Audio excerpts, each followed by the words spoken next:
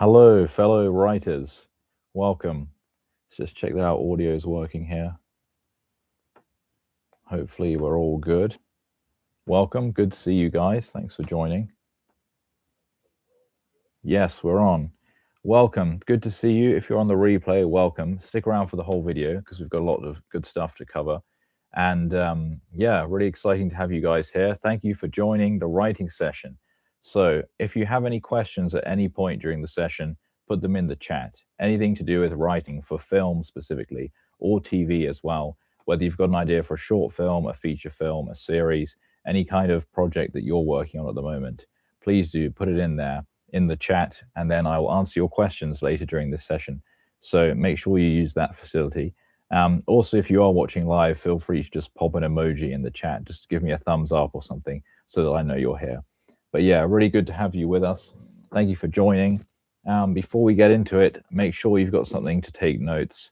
So get a notebook, get a pencil or a pen, and let's get into it. So for a bit of context, my name's Hunter Boydell. I'm a film writer and director. I'm also an actor and a producer, and I do a few other things as well. But my main thing that I started off doing before any of the other stuff was writing, coming up with my own ideas for films that I wanted to make, and then finding a way to bring them to life. But I couldn't do any of that until I actually figured out my ideas, put them down on paper, and then eventually turned them into screenplays that could actually be put into production. So that's how it all started for me, was just, I'm in my bedroom right now at home, just in my room or wherever I was by myself, just brainstorming, thinking about ideas in my head, and then finding a way to get them down on paper and eventually translate them into a finished film. So writing, it's always been one of my favorite things to do since I was a kid. And now it's a part of my job and the work that I do in film. And I'm currently working on a short series. So maybe I'll even get into the TV space before too long. We'll see how that goes. But at the moment, film has been my main thing. And writing, as I said, is sort of the first role I ever did. And it's the foundation upon which everything else has been built. So today, I wanted to talk a bit about the development of your story and how it goes from just a vague idea in your head into the finished screenplay, which can then be produced, and how it can evolve during that process. So what I thought would be kind of fun would be to take my actual notebook that I've been writing ideas in for the past many years. And it's got very small lines, this book. So I know it doesn't look like a very big book, but it's been going for several years because I've got all this tiny writing in here of all my little ideas and how they've evolved over time. And so a lot of my most recent films, and even some films that haven't come out yet, are in here in their sort of most primitive form of the first ideas that I had for them. So I thought it would be cool to take a look back at those concepts and see how they developed through to where we are now with the finished products. Before I do that, I just wanted to share a principle with you for you as a writer getting into film, something that I've used on all of my own projects and which I advise everybody to use for theirs, and it tends to produce really compelling results. So it's basically a principle for how to develop your own story in the most compelling way and ultimately produce the most professional work. So this is a principle which has two steps. Step one is identify. And by that, I mean identify something in your real life where this story is coming from. So for me, the backstory is when I was a kid, first learning to write my own stories, I was just very imaginative and I was coming up with stuff that had no connection to my own real life. And so I just thought it was cool and entertaining, but I couldn't really feel what the characters were feeling. I couldn't really relate to the emotions that they were going through. And for a long time, my work was quite amateur. Even, into my late teens and early 20s, it was still pretty amateur. The sort of screenplays I was trying to write weren't very grounded, and they just didn't really have much meat to them. And for that reason, they never really got anywhere. Like those projects never really went anywhere. I never really brought it about in the way that I wanted to. And so then I, without even meaning to, started to learn this new principle, which is to identify real reference points in my life and then use those as the basis for my fictional stories. So when I talk about this, I'm not saying it has to be like an autobiographical account of something you've been through. I just mean look for some emotions that you can relate to. So when you start writing an idea, it just comes to you. You're not sure where it comes from. It just seems cool. You think that would be a fun idea. I want to write that. And you start making your notes. Just take a moment to ask yourself, where is this coming from? Can I identify the point in my real life that has inspired this story? Like, why do I want to write this? Where did this idea come from? Where did this emotion come from? Why do I even care about this in the first place? So if you can identify where it's coming from for you as a writer, then you'll have that anchor of a really strong emotional connection. Because ultimately, when we talk about stories, if somebody asks you, what is your story about? What is your film about? The answer to that question is really an emotional one. It's like, what is the core theme of this story on a human level? So, for example, Star Wars, the reason that that first film was so successful is because it wasn't about spaceships or about sci-fi technology or about lightsabers or about weird aliens or whatever. It was about, relationships, human beings, the hero's journey, like something that an individual person goes through. You've got Luke, who's this frustrated character on this farm. It's sort of a dead-end life for him. He's bored. Then there's this call to adventure. He has the opportunity to meet some new people and go and do something noble and heroic. There's somebody in distress and he wants to go and rescue them. And so these are kind of human emotions that the character experienced. And that's what makes us feel something as the audience.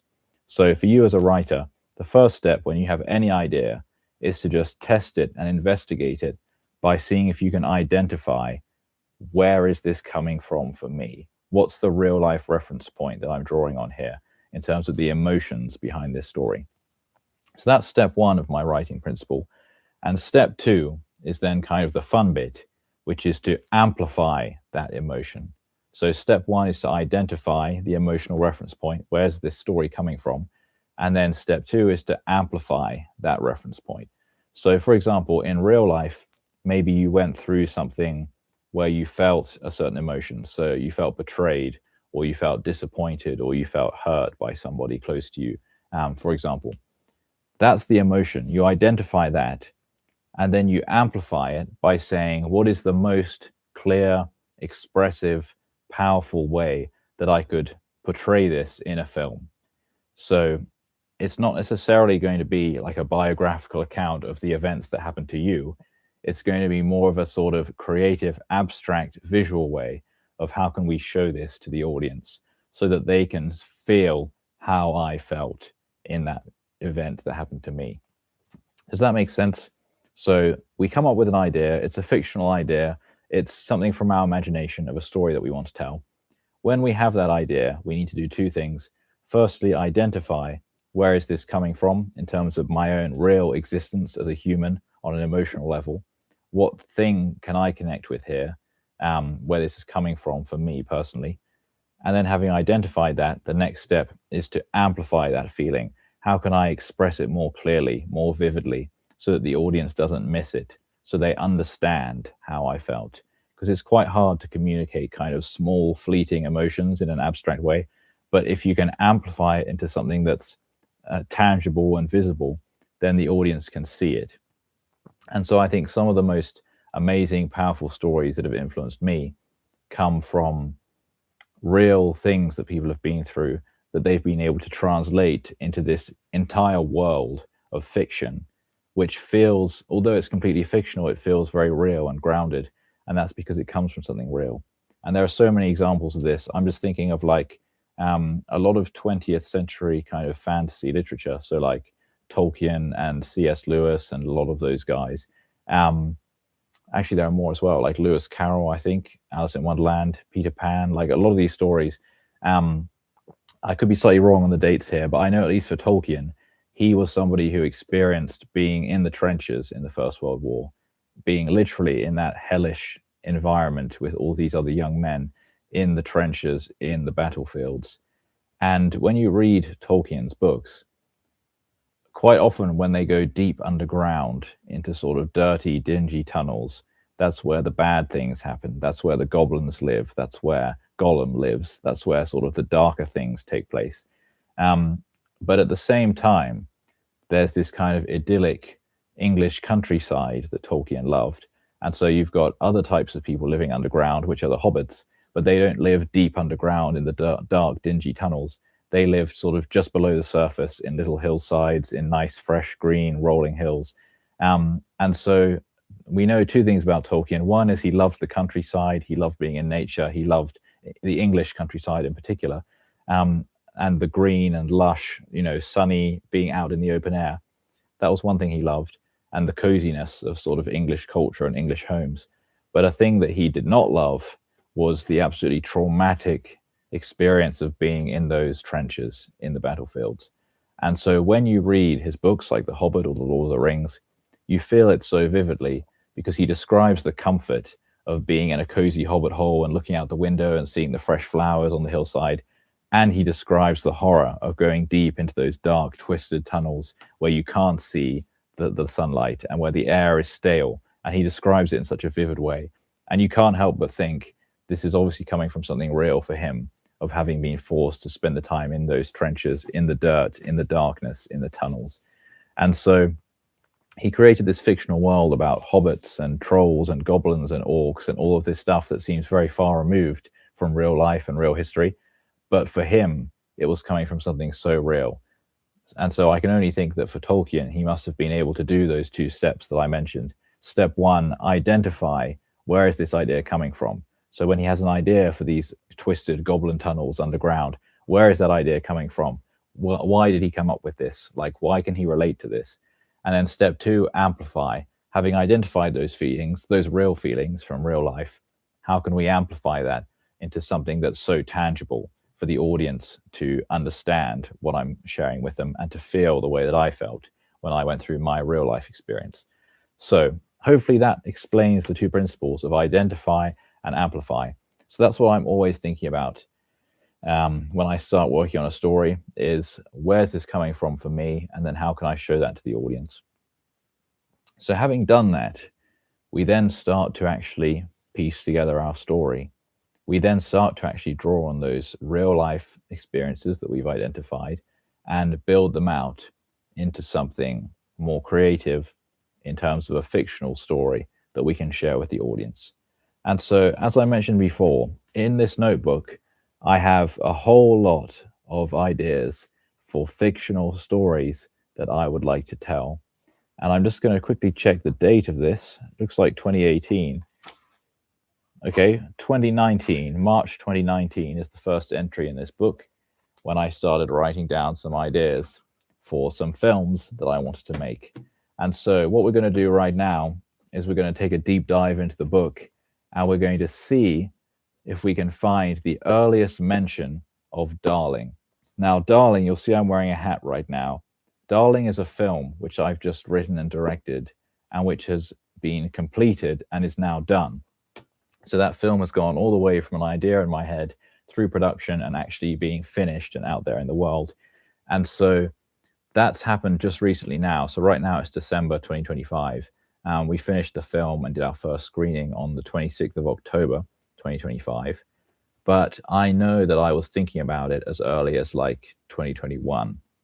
So it was about 4 years of development from when I first started to take some things from my real life and sort of identify the emotions that were there and figure out what it was that I wanted to write about, and then start to build them into a fictional story. It was then from that point another 4 years of letting that story develop into the most compelling, powerful, concise version of what it could be, which then got made as a film, which is now out, and we've even got merch. I'm wearing the cap right now. So I wanted to go back into my secret notebook and show you where it began and see if I can find a really early reference of where I was first coming up with these ideas and figuring out what I wanted to do with them. So I'm just going to take a sip of water, and then we're going to get into the deep dive. Okay. So Darling is a short film about a character called Princess Naomi, who's a very influential figure. She's in the public eye. She is in the world of diplomacy. She's sort of an ambassador. She's a princess, so she's on a royal tour. It's set in 1995, so she's a modern princess. It's sort of modern history. That's the setting. And the story is about her. And in the story of Darling, this short film, she interacts with another character called Cyril Paxford. And they have a very interesting relationship because while she's a public figure, sort of a diplomat. He is the complete opposite. He's in the shadows. He does surveillance. And so her job means that everybody knows who she is and she's always in the public eye and doesn't really have any time to herself. His job means he's always in the shadows spying on people. Nobody knows his name. Nobody even knows he exists. And he's basically a ghost for legal reasons so that he can do his job more effectively of spying on people, collecting information, and ultimately keeping the public safe. So they're kind of at opposite ends of the spectrum, and they end up sort of meeting. It's like the spectrum is actually a circle, and they meet where she's the most public figure and he's the most private, secret figure. And they actually have a sort of unique relationship where they get opportunities to spend time together, and they sort of understand each other in a way that nobody else does, because they're both very lonely and they both feel kind of cut off from the people around them, because she is surrounded by people all the time as a princess, but can't really build personal relationships with any of them. And he is cut off from everybody all the time, hiding. And so he can't build personal relationships with anyone either.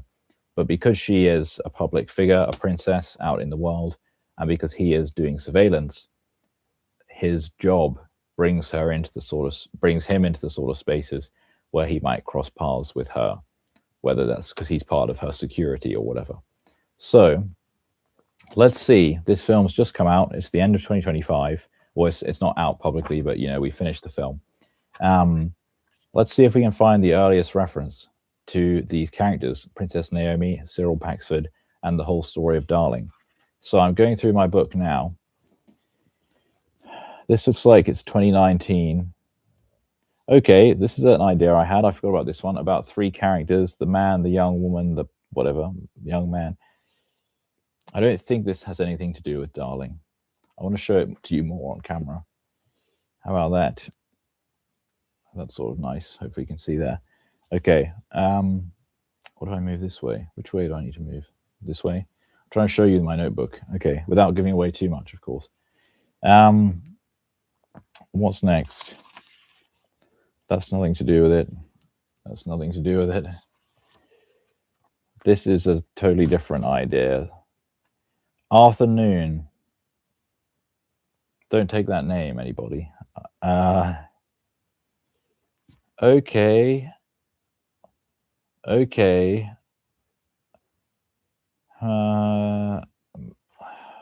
So I said, rather than crafting a universe, craft a character, then simply follow him wherever he leads. Yeah, okay. So, like, for example, he's in Sydney Harbour. Maybe it's just a fictional harbour. Or maybe it's the real life Sydney Harbour. It doesn't matter. It's just the backdrop to the story. Okay. So basically, like, have a story that takes place in the real world, but don't worry too much about specifying which world it is. Okay, so this is like hard world building versus soft world building. I'm thinking this approach probably did come into the way we made Darling, because it's like the film happens in a city, which is very much like London, but we don't call it London. And so in the way I wrote it, I just used non-specific language. So I said, like, what are you doing here? I didn't even know you were in the country. Stuff like that, like phrases where people speak in a natural way, but they don't give away the name, because I didn't want to specify the name. So the character could have said, I didn't know you were in London, but then we're calling it London. So instead I just said, I didn't even know you were here. I didn't even know you were in the country. We don't say which country. So that's quite a good hack, actually. If you want your story to be more character driven and focus more on the experiences that these people are having, rather than specific factual details of like which city is it taking place in, then you can think about this as a writer right at the beginning when you're writing your script, and you can be careful about being non-specific about where this stuff is taking place. So I guess, okay, 2019, that idea kind of did make its way into Darling. Okay.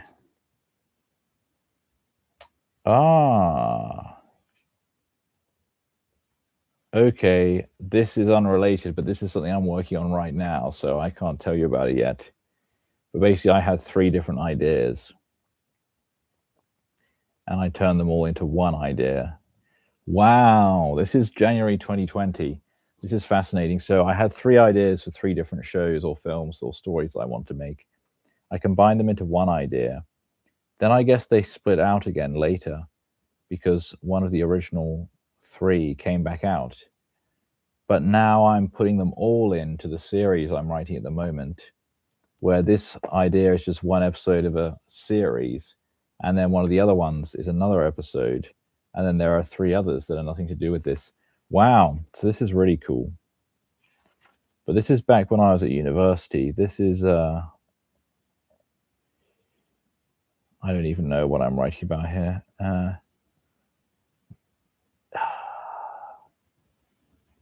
Something about, it says, maybe if they hadn't left 5 years ago, certain relationships wouldn't pan out the way they did.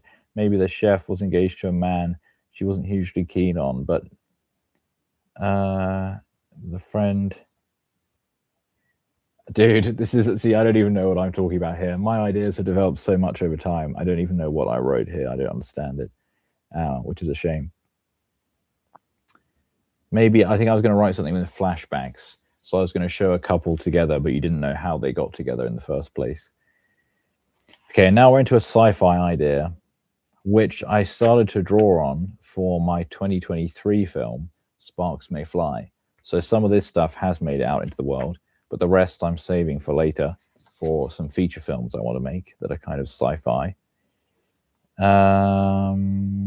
Okay, this is still unrelated. This is all sci-fi. Talking about pioneers going to a new world. Okay, this is all still pioneer stuff. This is very interesting. I had some very interesting ideas back in 2020, but nothing to do with Darling, which we're looking for evidence of now. Oh, wow, look at this. I was going to do a series. Oh my gosh, guys. August 2020. Story structure in the series. Episode 1, Episode 2, Episode 3, Episode 4, Episode 5, Episode 6. 20-minute episodes. Oh my gosh. This is what I'm working on right now. It's a 5-episode series, about 20 minutes each. Dude, this is crazy. That is really interesting. In 2020, this doesn't make any sense with the timeline of when I thought I had these ideas.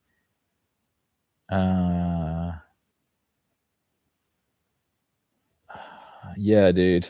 I don't even know. This is fascinating. I'll have to look at these again later. Okay. Okay, let's see. Yeah, these are some interesting ideas. Oh, what's this one here? I'm seeing if this might be Darling related. Sorry, this is a bit boring for you guys, but I'm just going through the old stuff in my original notebook. Okay.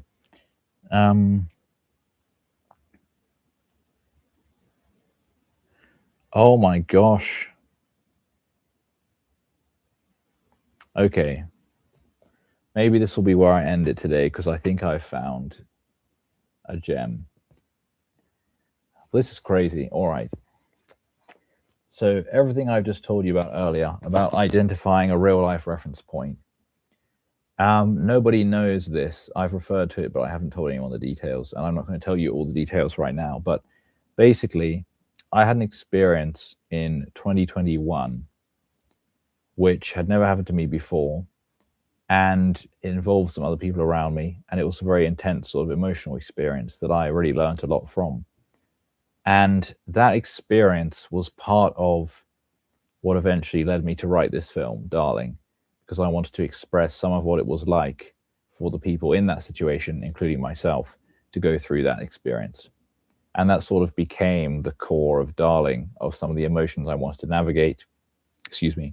And so it became this whole story about this princess who's in the public eye, and she goes through this experience with the people around her and the bodyguards and the paparazzi and all these characters. The kind of narrative core of Darling is based on this thing that happened in 2021. So what is really crazy is that I've just found a note in my notebook from 2020, almost a year before that thing happened. And I'm describing a scene of how these characters are like sitting and standing, and one of them's sitting in a chair and the other one's giving him a hug and the other one's standing nearby. And I had this visual in my head and I was thinking it would be cool on the poster and in a scene of the film. So I was thinking, how can I write a scene that has that in it? And then like a year later, I had a real life experience, which was so intense and so vivid. And I'm remembering that I was sitting in a chair and someone was giving me a hug, and I'm remembering the scene, I'm remembering the visual. And it was exactly like what I've written about here. So that is crazy, because I thought until right now on this stream, I thought that what happened was that I had that experience in 2021.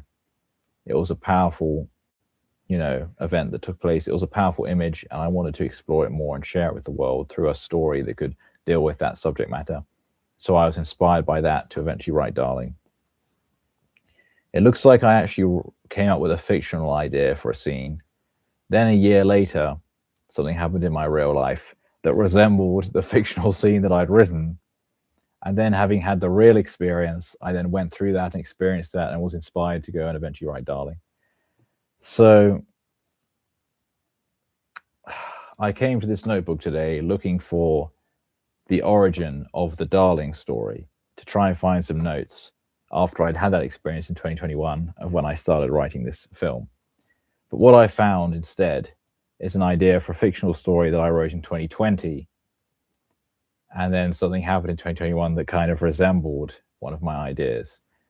So I guess we should close the session today by adding another mystical layer, which is, I wouldn't say it's like a crucial thing. It's not like a prescriptive thing that you need to do or anything like that.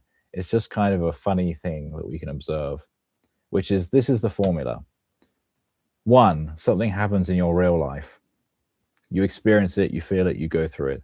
Step 2, you take that and turn it into an idea for a story, and you identify that there are certain real experiences, real feelings that you felt in the real experience, which you want to turn into a fictional story in your film.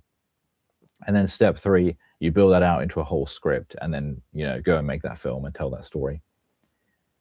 The funny side effect here is that there's this other thing which can happen if you keep doing this, which is sometimes it happens the other way around, which is that you write something purely out of your imagination, which you just made up because you thought it was cool. Then something happens in your real life which weirdly resembles what you wrote. Then, having been through that in your real life, you suddenly have all of this material to draw on of how it actually felt and what it was actually like for you as a real human to go through that in real life. And then you go and create a fictional story based on the real experience. But the fictional story you ultimately create and the real experience that you had both resemble the fictional story, the idea that you came up with out of nowhere originally. So I don't know what we do with that, guys, but it is pretty intriguing. And so I think I'll end by just sharing with you that the first film I ever wrote and directed properly, as a proper production with a whole team on board and everything, was called The Perfect Story.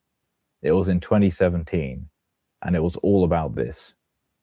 It was all about how a writer can create something fictional that's actually partly autobiographical based on his real life, but also he can write something out of his own imagination, and then the stuff in his real life starts to resemble the thing he wrote. And so it's like, what comes first? Do you go through it in real life spontaneously and then go and write about it? Or do you write about it out of your imagination and then your real life starts to resemble the things that you wrote? And I could give you a lot of examples of that happening too. So I'd say my best advice to you as a writer, or something practical you can do, is look at your real life, things that have actually happened, identify the emotions of how it felt, and then amplify that into a fictional story that you can share. But I would also just warn you that there's this other magical thing that can happen too on this adventure, which is that your real life can start to look more like the stories that you write. So we have all the power, really, to shape our lives and to shape our stories. So I would say get excited about these possibilities and get out there and write some cool stuff. and I'm going to go back into my notebook and see what more discoveries I can find. But yeah, guys, thank you for joining me today. This is our weekly writing session where I just come on here to encourage you and share with you as much as I can as you are pursuing your own journey as a writer in the film and TV space. And so if you have any questions during the live sessions, please do drop a comment in the chat so that I can help you out. And if you're watching this later on the replay, I hope you found it useful. I hope you found it interesting. And I hope that that was as shocking to you as it was to me, because that was just happening live. I did not expect any of that. And I hadn't opened the notebook before today. So that was really cool.